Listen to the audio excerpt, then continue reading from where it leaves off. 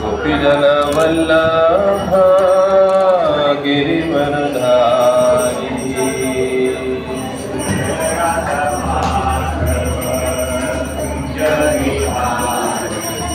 गोपीजन वल्लभ गिरिवरधारी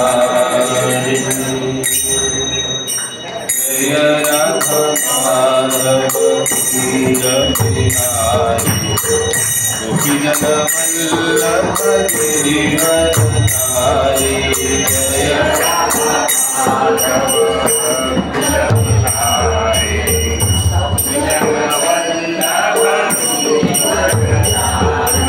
जय राधा माधव कुंज बिहारी गोपीजन वल्लभ गिरिवरधारी जय राधा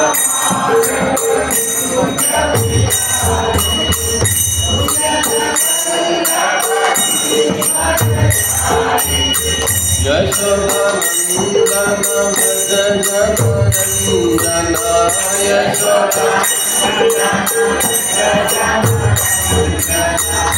यशोदानंदन भज जगनंदन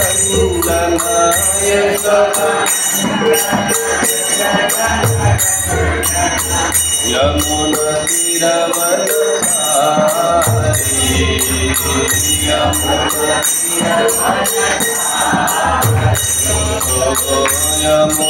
तीरवरधारी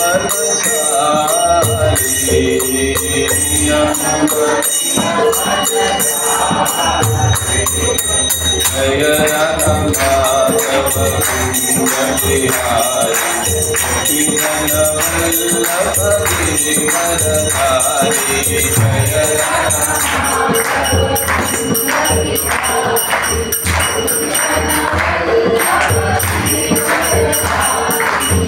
यशोदानंदन भज जगनंदन यशोदानंदन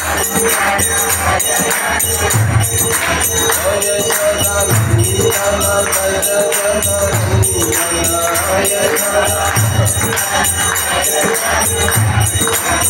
यमुना तीरवरधारी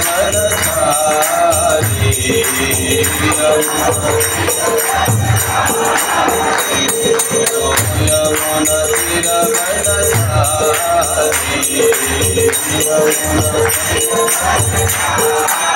हरे कृष्णा कृष्णा कृष्णा हरे हरे हरे राम राम राम हरे हरे हरे हरे राम राम राम हरे हरे हरे कृष्णा कृष्णा कृष्णा हरे हरे हरे राम राम राम हरे हरे हरे हरे राम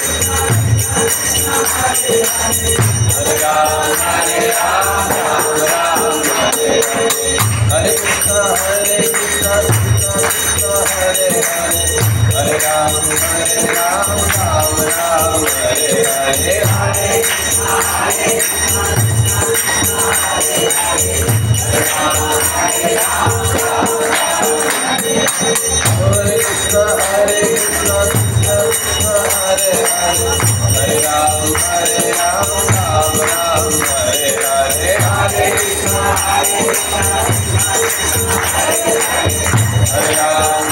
राम राम राम हरे राधा कृष्ण चंद्र राधा कृष्ण चंद्र राधे जय राधा कृष्ण चंद्र जय राधा कुंज बिहारी राधा कुंज बिहारी राधे जय राधा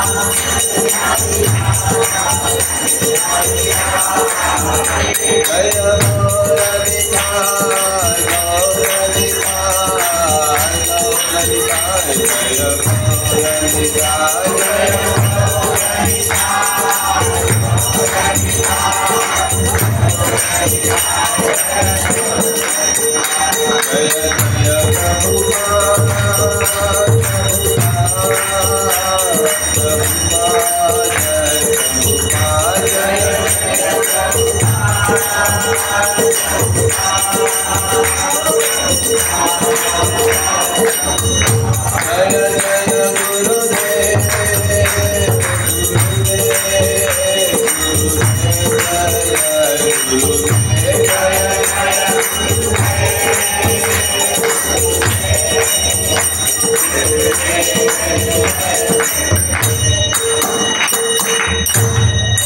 बोलो करीब पावन श्री हरिनाम संकीर्तन की जय। श्री राधा कुंज बिहारी भगवान की जय।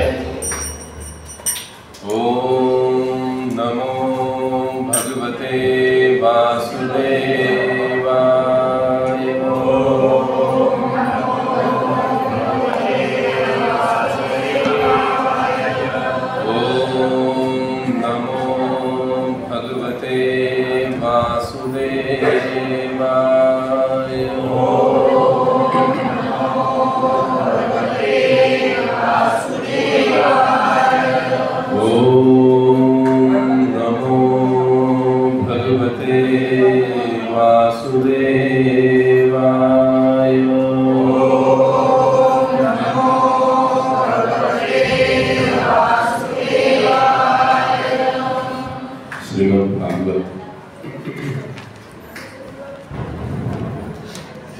स्कंद 10वां अध्याय पहला कृष्ण अवतार परिचय और श्लोक संख्या 2। यदोश्च धर्मशीलस्य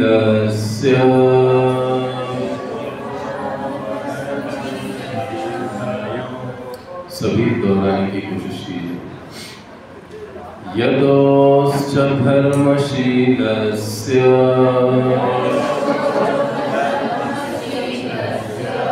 नितरां मुनिसत्तमा तत्राशेन वृत्तिर्नस्य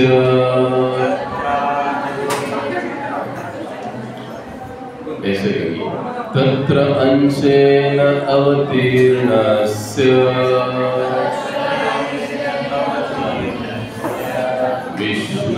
विष्णुर्वीर्याणि संशयः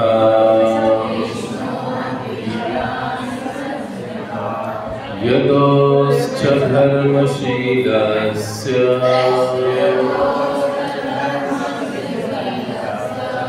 नितरां मुनिसत्तमा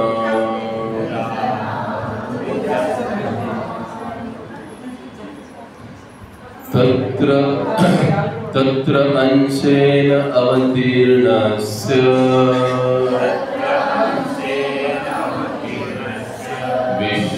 विष्णुर्वीर्याणि संशयः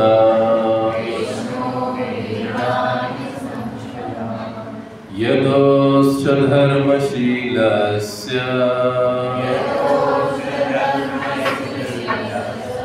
नितरां मुनिसत्तमा तत्र अंशेन अवतीर्णस्य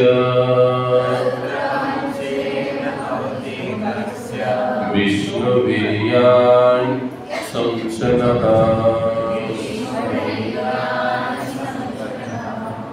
अनुवाद आणि तात्पर्य श्रील प्रभुपादांद्वारा। श्रील प्रभुपाद की जय। हे मुनिश्रेष्ठ, अत्यंत पुण्यशील। मराठी सभी जानते हैं? कोई है ऐसे कि इसको हिंदी चाहिए? हिंदी ठीक है। और मेरे पास ये मराठी आया है, हम उसको ट्रांसलेट करेंगे। अनुवाद और तात्पर्य श्रील प्रभुपाद जी के द्वारा। हे मुनिश्रेष्ठ, अत्यंत पुण्यशील और धार्मिक तत्वों का यथायोग्य रूप से पालन करने वाले सभी यदुवंशियों का आपने सुंदर रूप से वर्णन किया है। इसी यदुवंश में बलदेव अपने अंश विस्तार के द्वारा प्रकट हुए भगवान विष्णु या श्री कृष्ण, इनके महान तथा अद्भुत लीलाओं की महत्ता कृपया हमें बताएं या वर्णन कीजिए। अब यहाँ पर ये हमें समझना है कि ये जिज्ञासा की जा रही है, हे मुनि श्रेष्ठ यानी सुखदेव गोस्वामी को, कि कृपया आप हमें यदुवंश में जो प्रकट हुए हैं बलराम जी और श्री कृष्ण, इनके लीलाओं का, इनके कार्यों का हमें वर्णन कर कर आप बताइए। ये परीक्षित महाराज सुखदेव गोस्वामी से कह रहे हैं, ये अपनी जिज्ञासा उनके सामने रख रहे हैं। तात्पर्य ब्रह्मसंहितेत 5.1 असे स्पष्ट करण्यात आले आहे की श्रीकृष्ण हे विष्णू तत्वांचेही उगमस्थान आहे। ईश्वर हा परम कृष्ण सच्चिदानंद विग्रह अनादिरादिर गोविंद सर्व कारण कारणम। गोविंद म्हणून ओळखले जाणारे भगवान श्रीकृष्ण परमश्रेष्ठ ईश्वर आहेत। त्यांचे शरीर शाश्वत आनंदमय आणि आध्यात्मिक आहे। गोविंद के नाम से विख्यात भगवान श्री कृष्ण परम श्रेष्ठ ईश्वर है। उनका शरीर शाश्वत आनंदमय और आध्यात्मिक है। वे अखिल जगत के उगम स्थान है। उनका अन्य कोई भी उगम स्थान नहीं है, वही सभी कारणों के एकमात्र कारण है। यस्यैकनिश्चित सितकालमथावलम्ब्यं जीवन्ति लोमविलजा जगदण्डनाथः। विष्णुर्महान् स इह यस्य कलाविशेषो गोविन्दमादिपुरुषं तमहं भजामि। ये ब्रह्म संहिता में ब्रह्मा जी भगवान कृष्ण की स्तुति करते हैं। उसका अर्थ इस प्रकार से है, प्रभुपाद जी तात्पर्य में बताते हैं, असंख्य ब्रह्मांडों के जो प्रमुख है, असंख्य ब्रह्मदेव भगवान श्री विष्णु के केवल एक श्वास का जितना समय होता है उतने समय में ही वे जीवित रहते हैं। मैं भगवान श्री आदि पुरुष श्री गोविंद जी को सादर नमस्कार करता हूँ, क्योंकि महाविष्णु उनका केवल अंश विस्तार है। गोविंद या कृष्ण ये आदि पुरुषोत्तम भगवान है। कृष्णस्तु भगवान स्वयं केवल अपने श्वसन क्रिया के माध्यम से वे लक्षावधि अनंत कोटि ब्रह्मांडों की सृष्टि करते हैं। आदि भगवान महाविष्णु यह भी भगवान श्री कृष्ण के कला विशेष है, अर्थात उनके विस्तारों के ही विस्तारित रूप है। महाविष्णु यह संकर्षण के विस्तार है और संकर्षण भगवान श्री नारायण के विस्तार है। नारायण यह चतुर्व्यूह के विस्तार है और चतुर्व्यूह अर्थात श्री कृष्ण के प्रथम विस्तार जो है बलदेव, इनके विस्तारित रूप है। इसलिए भगवान श्री कृष्ण जब बलराम जी के समय अवतरित होते हैं, तभी सभी विष्णु तत्व भी भगवान श्री कृष्ण समवेत आविर्भूत होते हैं। परीक्षित महाराज सुखदेव गोस्वामी जी को भगवान श्री कृष्ण की लीलाओं का वर्णन करने की प्रार्थना करते हैं।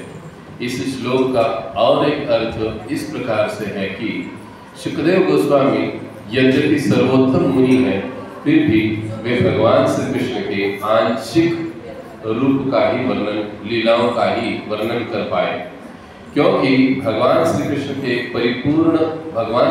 का परिपूर्ण वर्णन करना, गुणगान करना किसी को भी संभव नहीं है। भगवान अनंत देव, इनके सहस्त्र मुख है और अपने सहस्त्र मुखों से, जिह्वाओं से वो भगवान श्री कृष्ण का वर्णन करने का प्रयास कर रहे हैं, फिर भी उनका प्रयास अपूर्ण ही रहता है। ओम अज्ञानतिमिरन्धस्य ज्ञानाञ्जनशलाकया चक्षुरुन्मिलितं येन तस्मै श्रीगुरवे नमः। नमः ओम विष्णुपादाय कृष्णपृष्ठाय भूतले श्रीमते भक्तिवेदांत स्वामी इति नामिने। नमस्ते सारस्वते देवे गौरवाणी प्रचारिणे निर्विशेष शून्यवादी पाश्चात्य देशधारिणे। नमो महावदन्याय कृष्ण प्रेम प्रदायते कृष्णाय कृष्ण चैतन्य नामिने गौरतुषे नमः। हे कृष्ण करुणा सिंधो दीनबंधो जगत्पते गोपेश गोपिका कांत राधा कांत नमस्तुते। तप्त कांचन गौरांगी राधे वृंदावनेश्वरी ऋषभानुसुते देवी प्रणमामि हरिप्रिये। वाञ्छाकल्पतरुभ्यश्च कृपा सिन्धुभ्यश्च पतितानां पावनेभ्यो वैष्णवेभ्यो नमो नमः। जय श्री कृष्ण चैतन्य प्रभु नित्यानंद श्री अद्वैत गदाधर श्रीवासादि गौर भक्तवृंद। हरे कृष्णा कृष्ण कृष्ण हरे हरे हरे राम राम राम हरे हरे। हरे कृष्ण। हर साल की तरह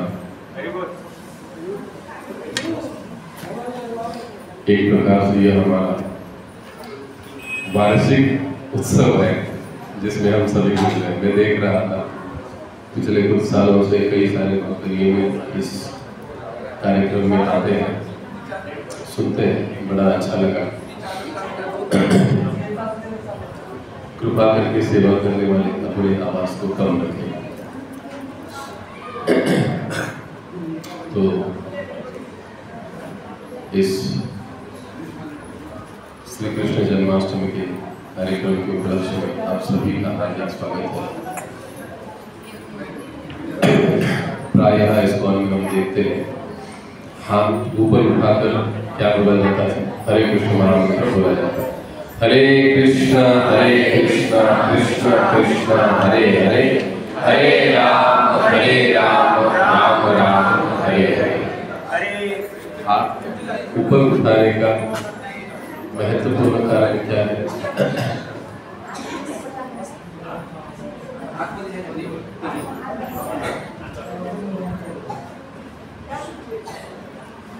तो हाथ ऊपर उठाने का मतलब है कि पूर्ण शरणागति। जैसे द्रौपदी जब उसने दोनों हाथ ऊपर उठाए तब भगवान आए। जब तक अपने हाथों से साड़ी पकड़ी थी, अपने हाथों से पकड़ी थी, अन्यों को बुला रही थी, तब तक भगवान ने कृपा नहीं की। लेकिन दोनों हाथ उठाने का मतलब है जब हम भगवान का नाम लेते हैं, दोनों हाथ उठाकर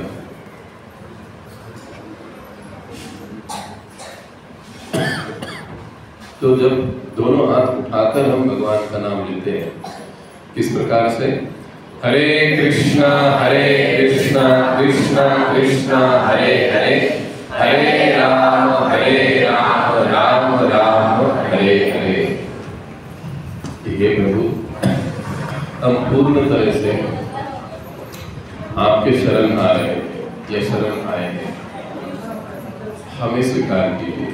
ये उसके पीछे भाव है। इसलिए संकीर्तन में कीर्तन करते हैं, प्रवचन सुनते हैं, जब भी हरे कृष्ण महामंत्र आता है हमको अपने दोनों हाथ उठाने चाहिए। वो जितना भी मंत्र बोलने का पीरियड है, एटलीस्ट उतने समय तो हम भगवान के शरण में रहेंगे। बाद में तो फिर हम अपने अपने काम करते ही रहते हैं, लेकिन एटलीस्ट उतने समय। तो फिर हाथ जब उठा रहे तो ऐसा छोटा हाथ नहीं उठाना, इतना नहीं उठाना, दिल खोल के उठा। हरे कृष्णा कृष्ण कृष्ण हरे हरे हरे राम राम राम हरे हरे। ये एक बात। दूसरी बात, इशारा हमने किया, ताली बजाना। जब भी कीर्तन होता है तो ताली बजाने की एक अपनी महिमा है। जब कोई जीव, यानी हम लोग का तीसरे की बात, जब कोई जीव, जब कोई व्यक्ति भगवान के नाम संकीर्तन में बैठता है, आता है और ताली बजाता है, तो जैसे वो ताली बजाता है, जितनी बार वो ताली बजाता है, उतनी बार उसके जो पाप है, उसके जो संकट है, वो ताली बजाने से दूर भाग जाते हैं। कब ऐसे ही हम क्या कहते हैं, योगा करते समय जब हम ताली बजाते हैं ना, तो वो समय नहीं भागते, लेकिन जब भगवान का नाम लेते हुए हम ताली बजाते हैं तब क्यों? क्योंकि ब्रह्मांड पुराण में इसका वर्णन आता है कि जब हम मुख से भगवान का नाम लेते हैं, हाथ से ताली बजाते हैं, तो वो वर्णन उस श्लोक में से आता है कि जैसे शेर की दहाड़ सुनकर जंगल के बाकी पशु भाग जाते हैं, वैसे मुख से नाम और हाथों से ताली का आवाज सुनकर सारे पाप और विघ्न दूर भाग जाते हैं। इसलिए जब भी हम कीर्तन कथा में बैठते हैं, कीर्तन आरंभ होता है, तो ताली अवश्य बजानी चाहिए। ये हमारे फायदे के लिए, इसमें भगवान का कुछ है नहीं, हम भगवान के ऊपर बहुत कुछ कर रहे हैं ऐसी वाली बात नहीं, ये हमारे लिए। तो हाल ही में हमने 15, 16, 17 जन्माष्टमी बड़े धूमधाम से मनाई। पूरे इस्कॉन जगत में इस्कॉन मनाया गया। आप में से कई सारे भक्त मंदिरों में गए, दर्शन किया, भगवान का प्रसाद पाया, आशीर्वाद दिया। हो सकता आपने वहाँ पर कथा कीर्तन में भाग लिया। सभी अलग अलग मंदिरों में, अलग अलग सेंटरों में मनाई गई। अब जो इस्कॉन की उप शाखाएं होते हैं, सेंटर्स होते हैं छोटे छोटे, जहाँ पर सत्संग चलते हैं, हाउस प्रोग्राम चलते हैं किसी के घर में, वहाँ पर भक्त लोग फिर से एक बार मनाते हैं। प्राय कई बार प्रश्न आता है कि अरे जन्माष्टमी तो हो गई, इस्कॉन वाले पागल है क्या, आगे 1 महीने तक चलाते रहते हैं, जन्माष्टमी खींचते रहते हैं। आज जन्माष्टमी, फिर अभी 30 तारीख को आने वाले उत्तम नगर में जन्माष्टमी, वहाँ पर अभी उसके पहले भी बीच में कई जन्माष्टमी, ये चलते रहता है। अभी 1 महीना जो इस्कॉन के अलग अलग उप शाखाएं हैं, वहाँ पर ये जन्माष्टमी के प्रोग्राम बनते हैं, भक्त लोग मनाते हैं। अभी जिन भक्तों ने इस कार्यक्रम का आयोजन किया, शिंदे फैमिली, श्रीमान सोनार गौरांग प्रभु जी, श्री द्रौपदी माता जी, उनका परिवार, उन्होंने तो स्वयं ने जन्माष्टमी मनाई, लेकिन यहाँ पर उन्होंने हर साल की तरह इस साल भी आयोजन किया। एक इसमें महत्वपूर्ण बात है कि जो वैष्णव होते हैं, जो भगवान के भक्त होते हैं ना, वो भगवान के भक्त हमेशा सभी को आनंदी और सुखी देखना चाहते हैं, क्योंकि वो स्वयं सुख का, आनंद का अनुभव करते हैं। ये भगवान विष्णु के भक्तों की, कृष्ण के भक्तों की विशेषता है। इसलिए वैष्णव का एक गुण है, हम लोग प्रसिद्ध भजन गाते हैं, वैष्णव जन को देने के लिए जो पीड़ पर आई है। वैष्णव जन जो होते हैं वो पर दुख दुखी होते हैं, दूसरों के दुख को देखकर वे दुखी होते हैं कि अरे हाँ, ये क्यों इतने दुख में है, भगवान इनको मदद करो, इनको हेल्प करो, इनको दुख से मुक्त करो। ये वैष्णव का, भक्तों का भाव होता है, ये वैष्णव का, भक्तों का भाव होता है।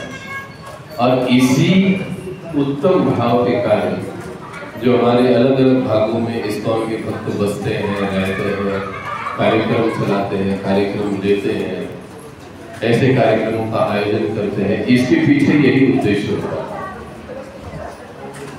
कि जो पुण्य तो नहीं कह सकते, जो सुकृत,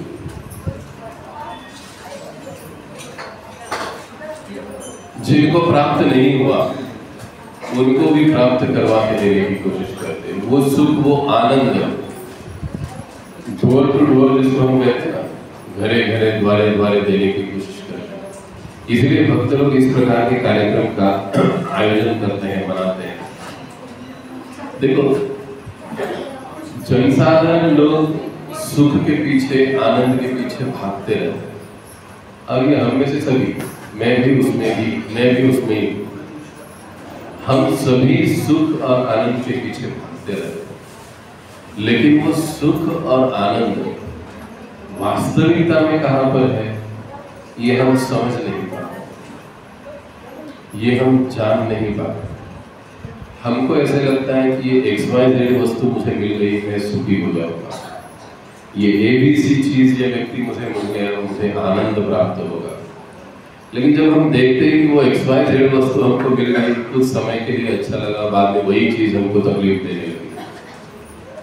कुछ समय हम देखते हैं कि ABC व्यक्ति हमको मिल गया, कुछ समय आनंद आ गया, लेकिन बाद में वही सरदर्द बन गया। इस जगत में कोई भी चीज ऐसी नहीं है जो हमको शाश्वत रूप से हर समय,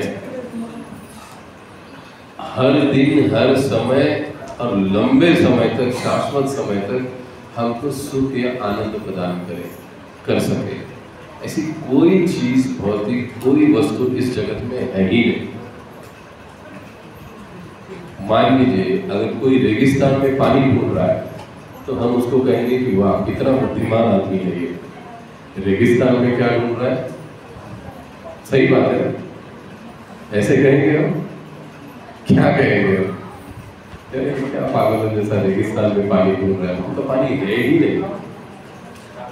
ठीक वैसे ही इस भौतिक जगत की जो भी विषय वस्तु है, चीजें हैं, व्यक्ति है, संबंध है, जो भी चीजें जो इस भौतिक जगत की है, वो हमको कभी भी शाश्वत आनंद और सुख नहीं दे सकता। कुछ समय के लिए हमको मिल सकता है, दे सकता है, लेकिन हमेशा के लिए नहीं। वही चीज पुनः हमारे दुखों का, तकलीफों का कारण बनेगी। ये हम सभी अनुभव किए, लगभग यहाँ पर सभी 50 के आसपास है, और सभी इस चीज को अच्छे से जानते हैं, समझते कि अब वास्तविक सुख और वास्तविक आनंद जो शाश्वत रूप से मिलता है, प्राप्त हो सकता है, वो कहां पर हो सकता है? वो भगवान श्री कृष्ण गीता में बताते हैं, भोक्तारम यज्ञ तपसा, कि जो ये समझता है कि मैं ही भोक्ता हूं, मैं है भगवान श्री कृष्ण, वही सब कुछ है, ये जो जानता है, समझता है, वास्तविकता में शांति को प्राप्त करता है, आनंद को प्राप्त करता है। बाकी दूसरा कोई नहीं कर सकता। हम दुनिया भर का ज्ञान प्राप्त कर लें, लेकिन वो ज्ञान हमको शांति नहीं दे सकता, वो ज्ञान हमको आनंद नहीं दे सकता। एकमात्र गीता, भागवत का ज्ञान ऐसे है जो हमको शांति और शाश्वत आनंद की प्राप्ति करवा सकता है। इसी चीज को समझाने के लिए, बताने के लिए भगवान श्री कृष्ण इस धरातल पर अवतरित होते हैं।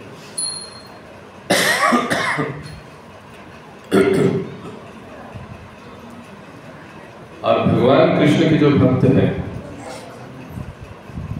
भगवान के उन लीलाओं को, उन कथाओं को, उनके उत्सवों को जन साधारण तक ले जाते हैं,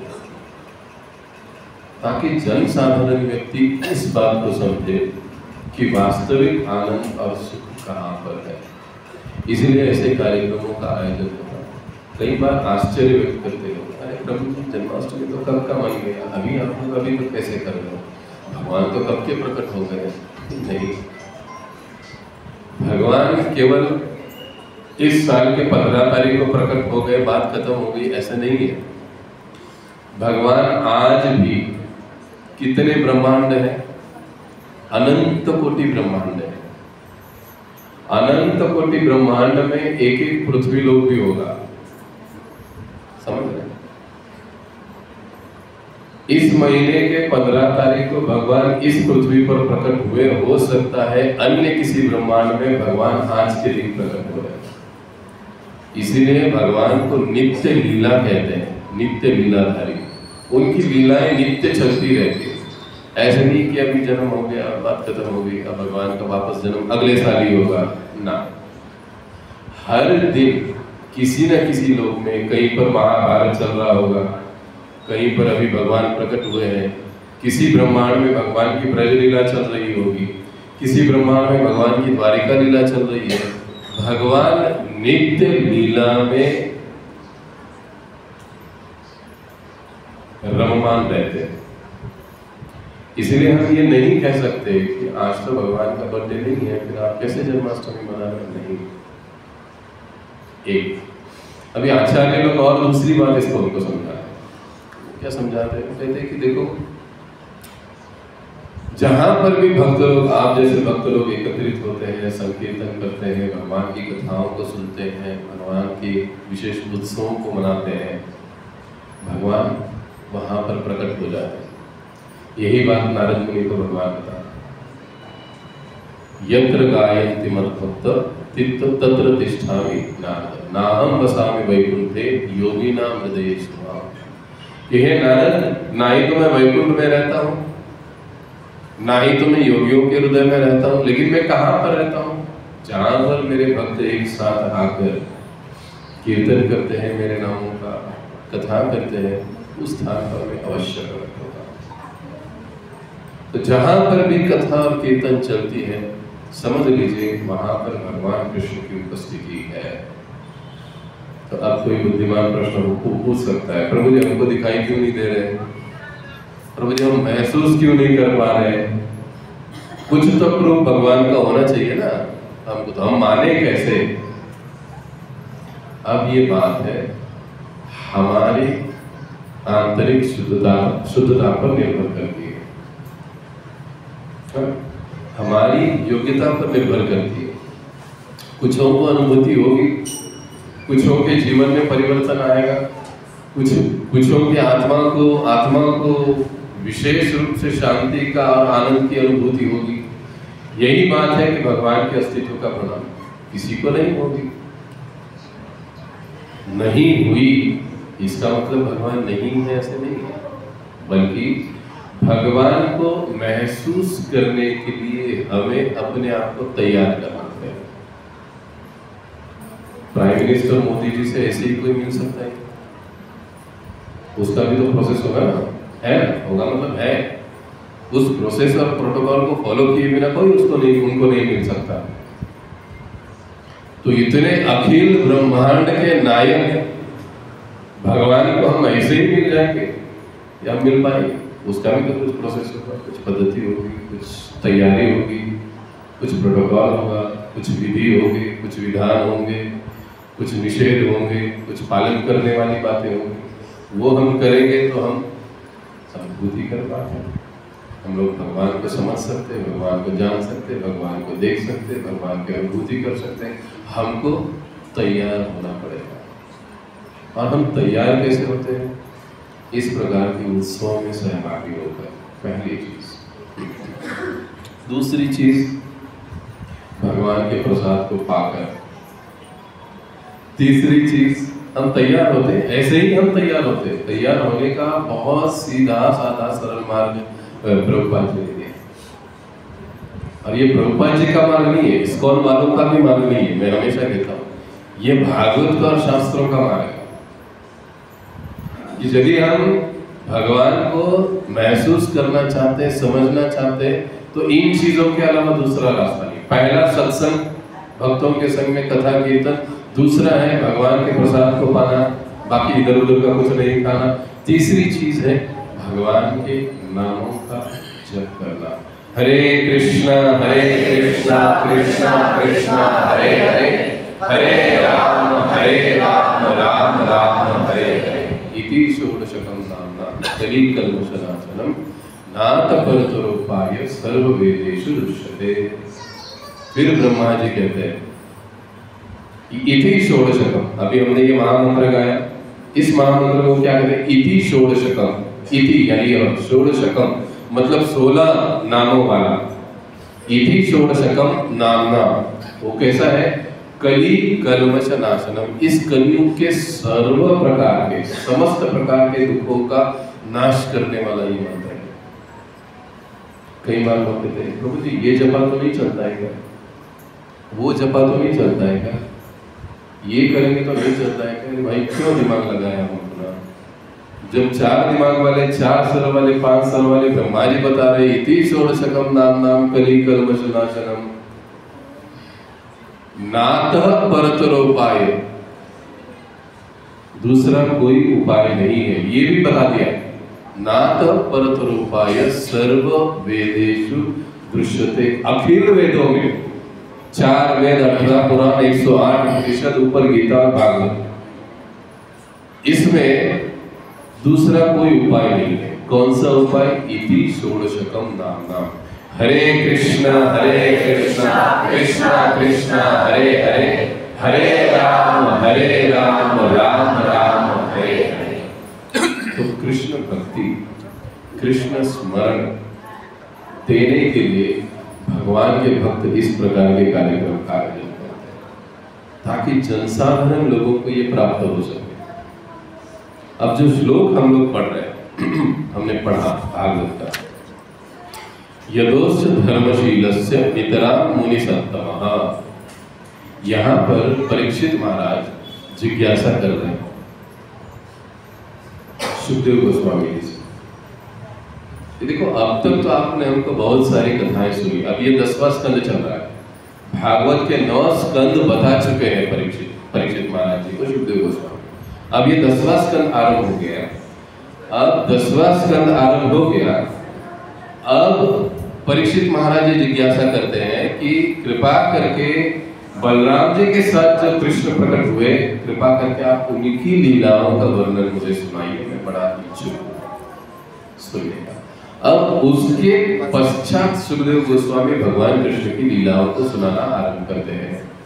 आज कोई सोच सकता है या आपको ये भी सोचना चाहिए कि पहले 9 स्कंदों में कृष्ण का वर्णन क्यों नहीं किया गया, कृष्ण की लीलाओं का वर्णन क्यों नहीं किया गया।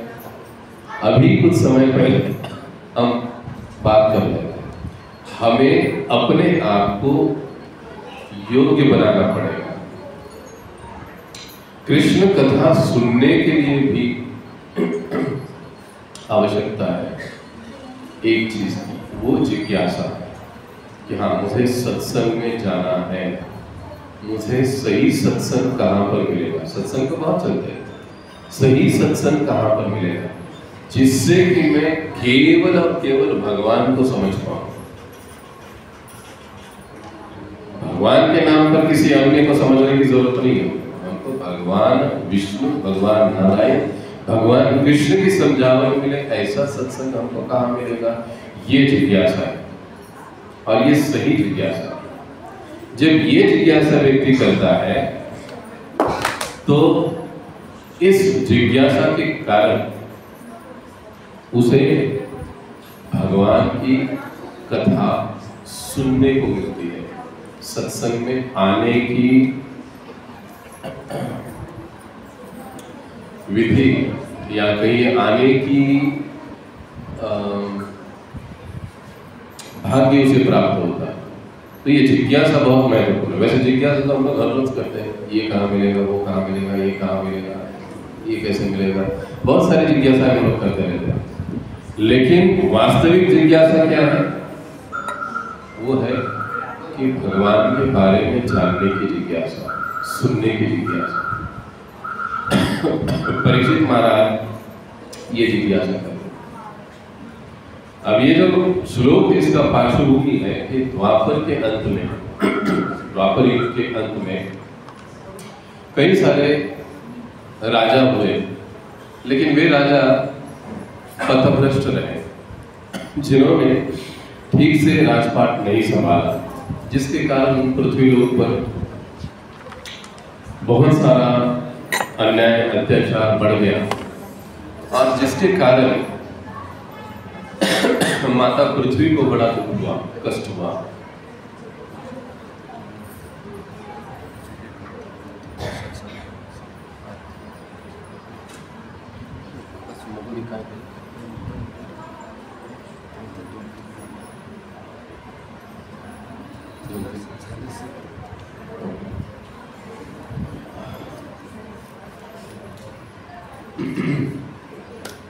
तो द्वापर के अंत में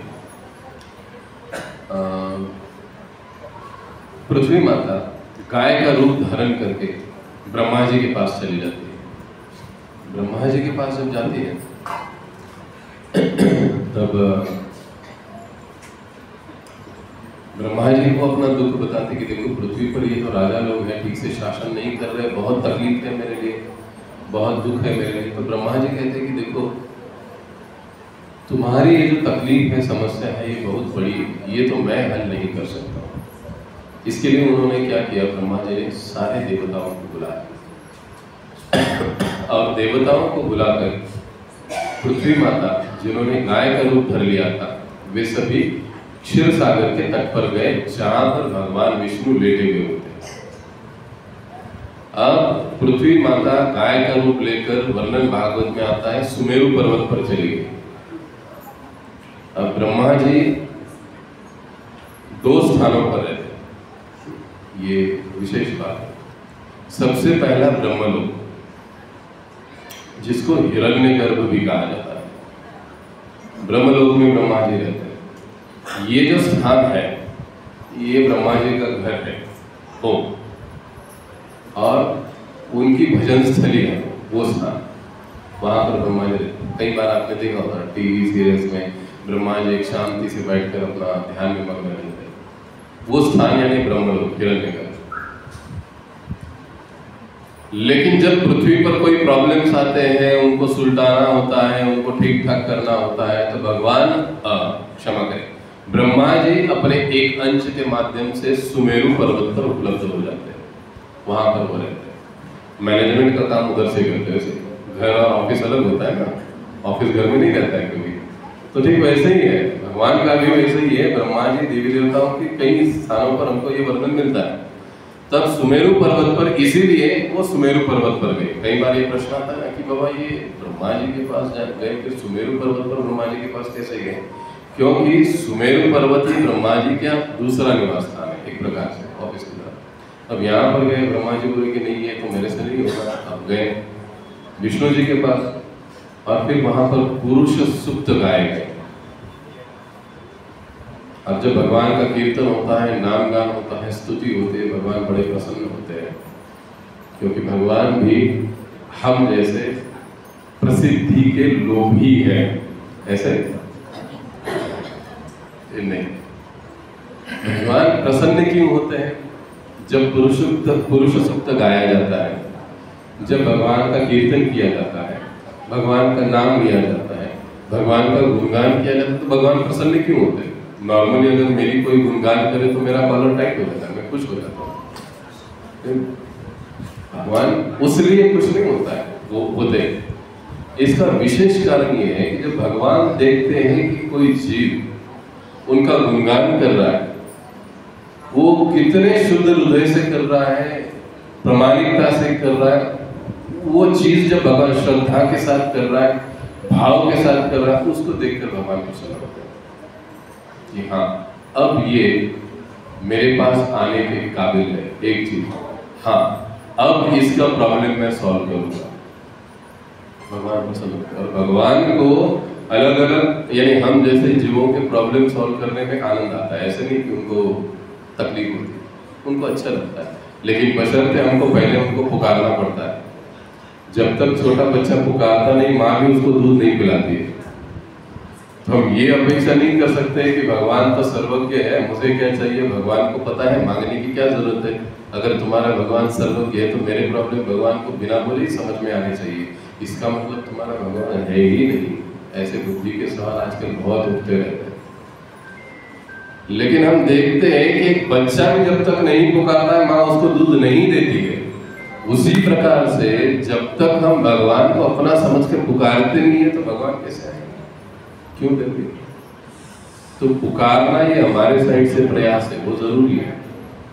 पुरुष सत्य सुना, वहां पर भगवान आएंगे, फिर आकाशवाणी होगी। अरे भगवान श्री कृष्ण ने पहले ही आपके प्रॉब्लम को समझ लिया है। ब्रह्मा जी आप चिंता मत करो, आने वाले कुछ ही समय में भगवान इस धरातल पर अवतरित होने वाले। इतना कहकर वसुदेव के घर में, और फिर अब ये सब ऊपर ही चल रहा है। अब इस कथा को शुकदेव गोस्वामी धरती पर लेकर आते हैं मथुरा में, और फिर वहां से कंस देवकी का विवाह, फिर देवकी के 6 पुत्रों की हत्या। अब मैं भगा रहा हूँ, मुझे इंस्ट्रक्शन आया है। फिर 6 पुत्रों की हत्या, फिर बलराम जी आ गए, फिर कृष्ण जी आ गए, फिर वे वहां पर गोकुल में चले गए वापस पुनः। भगवान की लीला, भगवान का प्राकट्य। तो भगवान इस धरातल पर आते ही इसलिए है ताकि वे अपने दिव्य लीलाओं को प्रकट करें, जिन लीलाओं को देखकर सुनकर हम जैसे जो जनसाधारण लोग हैं, जो इस मोह और माया के प्रति बड़े आकर्षित रहते हैं, उनके आकर्षण से छूटकर भगवान की लीलाओं को देखकर सुनकर भगवान की ओर आकर्षित है। इसके लिए भगवान लीला करते हैं, इसके लिए भगवान धरातल पर आते हैं। नहीं तो भगवान को आने की कोई जरूरत नहीं। कंस कोई भगवान के लिए बड़ी चीज नहीं है, हिरण्यकशिपु भगवान के लिए बड़ी चीज नहीं है, रावण भगवान के लिए बड़ी चीज नहीं है। बैठे बैठे उन्होंने पर इच्छा कर ली। मैं हमेशा कहता हूँ, हमारे प्रभु जी कहते हैं गौरांग प्रभु, वो हिरण्यकशिपु का दिल धड़कता है, धक धक धक धक धक धक। ऊपर भगवान विष्णु बैठकर इच्छा करते हैं कि इसका 8 पेड़ हो जाए, वही है, मर गया। भगवान की इच्छा से कुछ भी हो सकता है। वहाँ यहाँ पर उतरा, भगवान को नीचे आकर इतना सब कुछ करने की क्या जरूरत है। लेकिन भगवान समय समय पर प्रकट होते हैं, हम जैसे भ्रमित जीवों को पुनः उनके पास लाने के लिए। तो इसलिए जब जब भी हमें समय मिलता है, जब जब भी हमें मौका मिलता है, हमें सत्संग सुनना चाहिए, पहली चीज। दूसरी चीज, अगर हम घर में बैठे हैं तो एटलीस्ट हमको भगवद गीता तो हमारे घर में होनी चाहिए, गीता के एक श्लोक को पढ़ना चाहिए। अब हम तो अगले साल ही मिलेंगे बहुत सारे, तो तब तक हमारा ये होमवर्क हो सकता है कि हम लोग एटलीस्ट एक श्लोक रोज भगवद गीता का पढ़ें, क्योंकि ये आज जरूरी है हम लोगों के लिए। हम सनातन धर्मियों के लिए इन चीजों की बहुत आवश्यकता है। आज तक हम इसको समझे नहीं, लेकिन अब समझना जरूरी है। गीता का एटलीस्ट एक श्लोक हमको नियम बनाना चाहिए कि आज मुझे घर से बाहर जाना है, ठीक है, इट्स ओके, सुबह नहीं हुआ, लेकिन रात को सोने से पहले मैं गीता के एक श्लोक को पढ़ूंगा, उसके बारे में सोचूंगा, फिर सो जाऊंगा। या तो एक माला जप करूंगा, 7 से 8 मिनट लगते हैं, भगवान का नाम लूंगा, माला नहीं है, ऐसे ही जपूंगा, हरे कृष्ण कृष्ण कृष्ण हरे हरे, हरे राम राम राम हरे हरे। बस 11 बार, 108 बार, 5 मिनट, 10 मिनट, जैसे मुझे समय मिलता है। ये हमारा होमवर्क, ये हमारी शुरुआत है। भगवान आते ही इसलिए है कि वे हमें भक्ति के पथ पर अग्रसर करवा सके। अगर भगवान की लीला ही नहीं होती तो हम सुनते क्या? अगर हम सुनते ही नहीं तो हम भगवान के प्रति आकर्षित होते कैसे?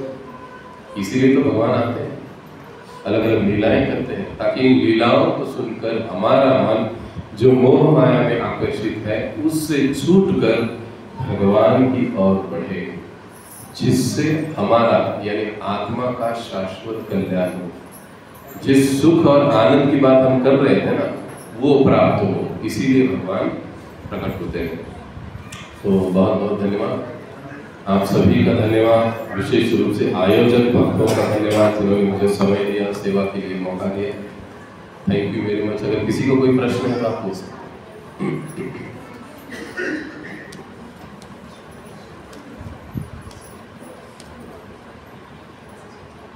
धन्यवाद। ग्रंथराज श्रीमद् भागवतम की जय, गुरु श्रील प्रभुपाद की जय।